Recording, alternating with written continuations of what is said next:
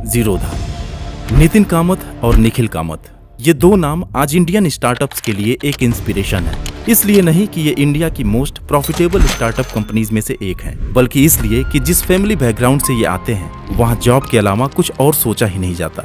लेकिन ये दो भाई जो सिर्फ 8,000 रुपए के लिए रात भर एक कॉल सेंटर में काम करते थे, आज 30,000 करोड़ की एक कंपनी के मालिक हैं। और ये कहानी बहुत पुरानी नहीं है दोस्तों, बात है साल 2010 की, जब तमाम स्टार्टअप्स इन्वेस्टर्स से पैसे उठाकर और करोड़ों रुपए मार्केटिंग में लगाकर भी आज बैंकरप्ट हो गए। वहीं जीरोधा ने ना इन्वेस्टर्स से पैसे लिए न मार्केटिंग में पैसे लगाए, जेब भी खाली था, लेकिन आज हर साल 2,000 करोड़ से भी ज्यादा का प्रॉफिट कमाते हैं। तो चलिए आज की वीडियो में हम जीरोधा कंपनी की इंस्पायरिंग स्टोरी के साथ ही उनकी बिजनेस स्ट्रेटजीज और फ्यूचर प्लान्स को डिटेल में जानते हैं।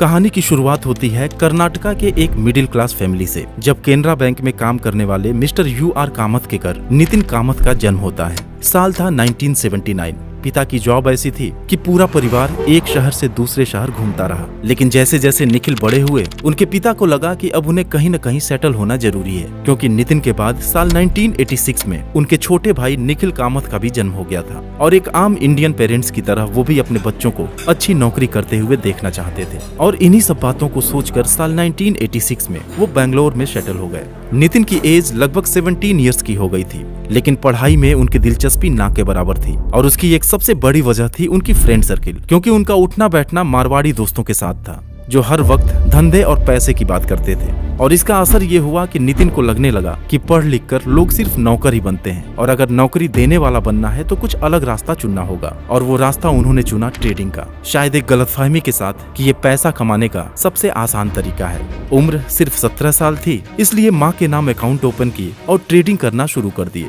साथ में वो पढ़ाई भी करते रहे, लेकिन ध्यान हमेशा अर्निंग्स पे ही रहा। ट्रेडिंग से उन्हें अच्छा खासा इनकम होने लगा, इसलिए धीरे धीरे अपनी सेविंग्स के सारे पैसे वो मार्केट में लगाते गए। और हुआ वही जो 95% ट्रेडर्स के साथ होता है। साल 2001-2 के मार्केट क्रैश के दौरान उनका 5 लाख रुपए डूब गया। लेकिन ट्रेडिंग का ऐसा नशा उनके ऊपर सवार था कि अपने दोस्तों से पैसे उधार लेकर मार्केट में लगाना शुरू कर दिए। फिर भी प्रॉफिट नसीब नहीं हुआ, लेकिन इस दौरान स्टॉक मार्केट की बारीकियां उन्हें अच्छी तरह समझ आने लगी। नितिन का ट्रेडिंग के लिए जो पैशन था उसे उनके पेरेंट्स समझते थे, इसलिए उनकी तरफ से कोई रोक टोक नहीं था। हालांकि इसी दौरान नितिन ने बैंगलोर के एक इंजीनियरिंग कॉलेज से अपना ग्रेजुएशन भी कंप्लीट कर लिया। लेकिन अब प्रॉब्लम ये थी कि उनके पास अपने खर्च के लिए भी पैसे नहीं बचे थे, और अब जॉब करना उनकी मजबूरी बन गई। फिर नितिन ने फैसला किया कि वो नाइट शिफ्ट में जॉब करेंगे, ताकि दिन में उन्हें ट्रेडिंग करने का मौका मिले। और सिर्फ 8,000 रुपीज पर मंथ की सैलरी पर वो एक कॉल सेंटर में काम करने लगे। दूसरी तरफ उनके छोटे भाई निखिल कामत उनसे भी 2 कदम आगे थे। वे तो 10th में ही पढ़ाई छोड़कर कॉल सेंटर में जॉब करने लगे थे। लेकिन उनके पिता को निखिल के ऊपर इतना भरोसा था कि अपनी पूरी सेविंग्स उन्हें ही मैनेज करने के लिए दे दिए। साथ ही निखिल अपने बॉस को भी कन्विंस करके उनका भी फंड मैनेज करने लगे थे। इस तरह 18 ईयर्स की एज में ही निखिल एक छोटा मोटा पोर्टफोलियो मैनेज कर रहे थे। फिर साल आया 2004, जब कामत ब्रदर्स की जिंदगी में कुछ ऐसे इंसिडेंट हुए जिससे उनकी जिंदगी का रुख बदलने लगा। क्योंकि दोनों भाइयों का एक ही पैशन था स्टॉक मार्केट, और ट्रेडिंग का भी उन्हें अच्छा खासा एक्सपीरियंस हो चुका था, इसलिए वो कॉल सेंटर की जॉब छोड़कर साथ आए। और उसी दौरान एक रिच अमेरिकन को उनका इन्वेस्टमेंट पोर्टफोलियो इतना इंप्रेसिव लगा कि फौरन 25 लाख रुपीस का चेक देकर उन्हें अपना फंड मैनेज करने का काम दे दिया। और इसी ने कामत ब्रदर्स को मोटिवेट किया एक फंड मैनेजमेंट की कंपनी कामत एसोसिएट्स की शुरुआत करने के लिए। लेकिन उस समय प्रॉब्लम ये थी कि कोई भी ऐसा ट्रेडिंग प्लेटफॉर्म मौजूद नहीं था जहां वो स्मूथली डिफरेंट अकाउंट्स में स्विच कर पाए। उन्हें फील हुआ कि स्टॉक मार्केट में काम करना, किसी कंपनी के शेयर्स को बाय या सेल करना एक आम इंसान के लिए काफी कॉम्प्लिकेटेड है। चीजों को और बेहतर तरीके से समझने के लिए वो साल 2006 में रिलायंस मनी के सब ब्रोकर बन गए और तमाम और भी ब्रोकरेज फर्म्स के साथ काम करने लगे। उन्हें ज्यादा समय नहीं लगा इस इंडस्ट्री को समझने में।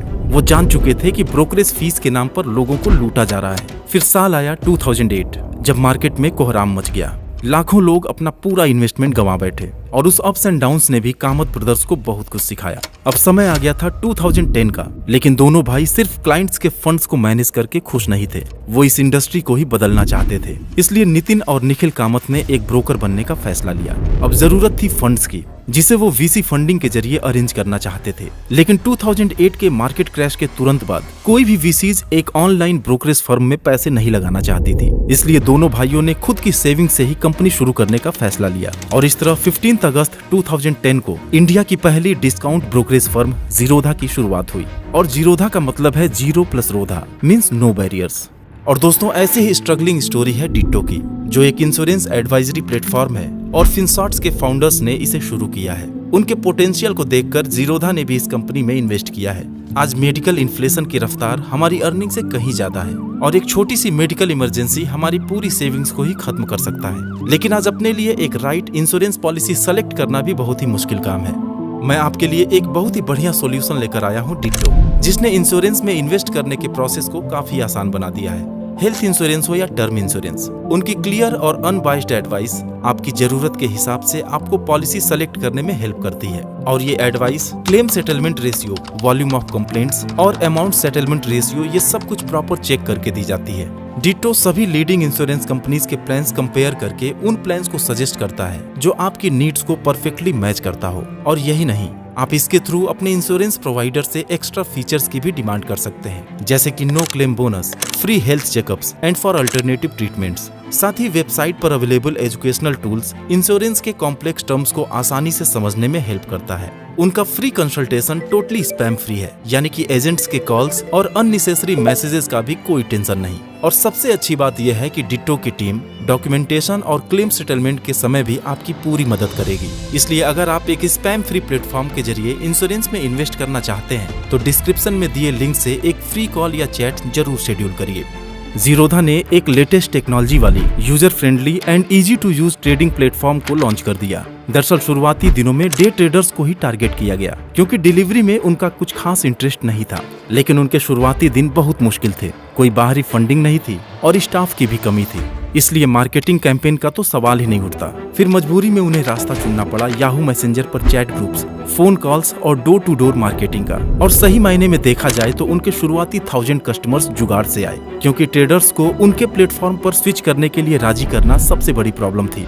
और उनका दूसरा सबसे बड़ा चैलेंज था टेक्निकल इशू, क्योंकि as a technology driven platform Zerodha को ये इंश्योर करना था कि उनका ट्रेडिंग सिस्टम रोबस्ट, सिक्योर्ड और लार्ज वॉल्यूम ऑफ ट्रांजैक्शंस को हैंडल करने में कैपेबल हो। और कोई भी डाउन टाइम या ग्लिच का मतलब अपने क्लाइंट्स का भरोसा खो देना। और जानते हैं दोस्तों, कई बार ऐसा हुआ कि सिस्टम क्रैश हो गया और इतना पैनिक क्रिएट हो गया कि कामत ब्रदर्स की कई रातें बिना नींद के बीत गई।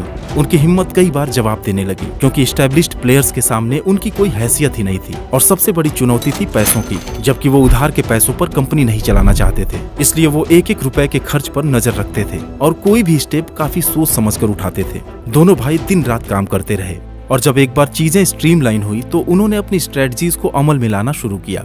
उस समय स्टॉक ब्रोकर ट्रेड को एग्जीक्यूट करने के लिए काफी ज्यादा परसेंटेज चार्ज करते थे, लेकिन जीरोधा के 20 रुपीज पर ट्रेड के फ्लैट चार्ज ने पूरे ब्रोकरेज इंडस्ट्री को डिसरप्ट करके रख दिया। लेकिन ज्यादातर पोटेंशियल क्लाइंट्स को ऐसा लगता था कि ये पॉसिबल ही नहीं है और इसमें कुछ न कुछ हिडन चार्जेस जरूर होगा। एक फुल ब्रोकर की तरह रिसर्च सर्विस का ना होना और सेल बाय का रिकमेंडेशन भी ना देना जीरोधा की रिलायबिलिटी पर एक सवाल था। जीरोधा को चलाने में कामत ब्रदर्स के लिए हर तरह के चैलेंजेस थे, लेकिन उनकी एक स्ट्रेटजी ही उनके सक्सेस के पीछे की मेन वजह मानी जाती है और वो था प्रॉफिट के लिए काम करना। जी हाँ दोस्तों, जहाँ बाकी स्टार्टअप्स तेजी से ग्रोथ करने और करोड़ों रुपए फूंक कर कस्टमर्स बनाने पर ध्यान देते थे, वहीं जीरोधा ने शुरुआत से ही ग्रोथ से ज्यादा प्रॉफिट के लिए काम किया।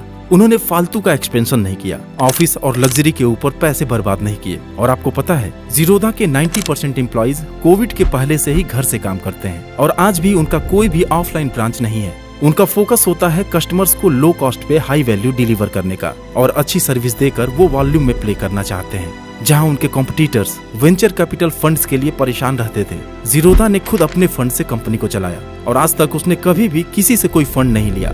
इसीलिए कोई भी बोल्ड डिसीजन लेने में उन्हें किसी की इजाजत लेने की जरूरत नहीं पड़ी और ऐसे ही एक बोल्ड डिसीजन ने कंपनी की किस्मत को पलट दिया। बात है साल 2015 की। 5 साल बीत चुके थे और उस समय तक जीरोधा सिर्फ एक्टिव डे ट्रेडर्स को ही टारगेट करती थी, लेकिन उसका नुकसान ये था कि ग्रोथ की रफ्तार काफी धीमी थी।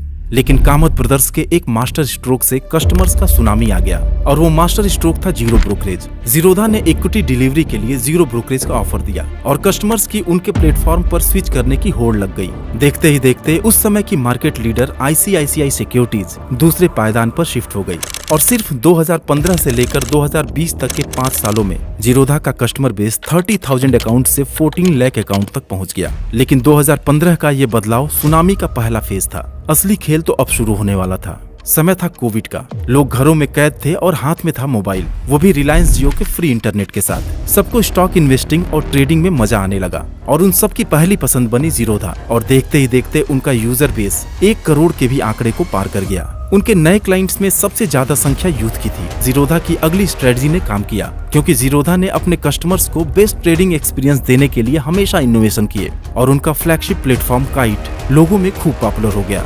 दोस्तों, जहां इंडिया की मैक्सिमम स्टार्टअप्स या तो बैंकरप्ट हो गई या फिर अपने सर्वाइवल के लिए स्ट्रगल कर रही है, वहीं जीरोधा इंडिया के कुछ गिने चुने प्रॉफिटेबल स्टार्टअप्स में शुमार है और इसने ICICI, SDFC, मोतीलाल ओसवाल और शेर खान जैसे दिग्गजों को भी पीछे छोड़ा है। कामत ब्रदर्स ने जीरोधा के अलावा साल 2014 में 50 करोड़ के इनिशियल फंड के साथ रेन मैटर की शुरुआत की थी, जो स्टार्टअप्स को सपोर्ट करने के लिए फंड प्रोवाइड करते हैं।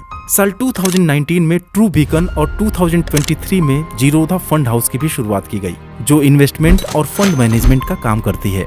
तो दोस्तों, उम्मीद है कि जीरोधा कंपनी और कामत ब्रदर्स के बारे में आपको कुछ नई जानकारी मिली होगी। Thanks for watching.